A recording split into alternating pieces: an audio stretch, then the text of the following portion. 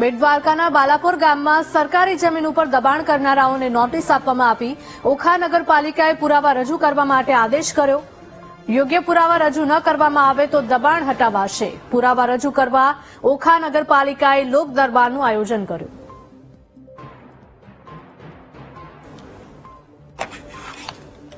પાસે જે કંઈ પુરાવા હતા તે રજૂ કરવાનો પ્રયત્ન કર્યો। હવે એની ચકાસણી થશે। આ હજુ બીજી લગભગ 60-70 જેટલા લોકોને નોટિસ આપવામાં આવી છે હજુ બધું।